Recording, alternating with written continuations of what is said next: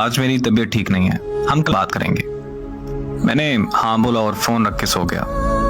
रात के 2 बजे अचानक से मेरी आंख खुली। न जाने कैसे उसका नंबर मिला दिया। उसका नंबर दूसरी लाइन पर मसरूफ था। 5 मिनट बाद मुझे वापस कॉल आई।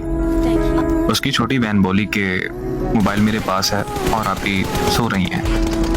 अगले दिन सुबह से शाम हो गई लेकिन उसने मुझसे रब्ता नहीं किया। मैंने दोबारा से कॉल की और देखा तो फिर से नंबर मसरूफ मिला आ रहा था। 1 मिनट बाद कॉल बैक आई और उसने मुझे कहा कि मैं कज़न से बात कर रही थी। मैं खामोशी से उसकी बात सुनता रहा और फिर कुछ वक्त तक हम दोनों खामोश रहे। फिर वो कहने लगी कि अगर ऐसे ही खामोश रहना है तो मुझे बता दो, मैं कॉल बंद कर दूं। मैंने मुस्कुराकर कहा जैसे तुम्हें ठीक लगे। उसने कहा कि ओके, अब मुझे कॉल मत करना। बस ये कहकर उसने कॉल बंद कर दी। मैंने कुछ देर बाद उसे फिर कॉल कर दी। इस बार फिर से उसका नंबर मसरूफ आ रहा था।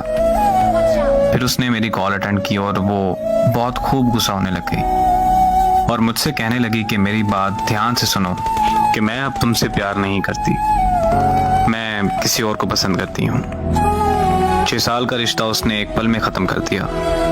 मैंने उससे पूछा कि आखिर कौन है वो लड़का। वो मुझसे कहने लगी तुम होते कौन हो मेरी लाइफ में इंटरफेयर करने वाले।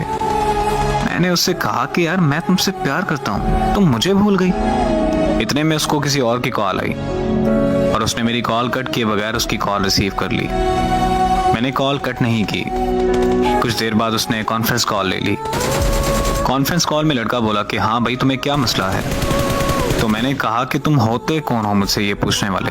तो वो मुझे कहने लगा कि ओ यार कॉल कट करो और सो जाओ। तो साथ में ही वो बोली कि नहीं जान, ये ऐसे बात नहीं मानेगा, आप इस पागल को इग्नोर करें और मुझसे बात करें। तो वो लड़का बोला कि हाँ मैं भी तो देखूंगी ये कब तक कॉल कट नहीं करता। मोहब्बत में सितम की मिसाल और क्या तुम है। मैंने अपने महबूब को किसी और के साथ रोमांस करते देखा है। वो वक्त गुजरता गया और मैंने बहुत मुश्किल से खुद को संभाला। 3 साल बाद मुझे एक रॉन्ग नंबर से कॉल आई। मैं कॉल अटेंड करते ही उसकी आवाज़ पहचान गया। वो बोली कि कैसे हो तुम। मैंने उसे कहा कि तुम काम की बात करो बस। तो कहने लगी कि तुम मुझसे अभी तक नाराज हो। मैं खामोश रहा और फिर पूछा उसने कि तुमने शादी कर ली। तो मैंने पूछा कि तुमने कर ली। तो वो बोली कि लोग जिस्म चाहते हैं, शादी कहाँ करते हैं लोग।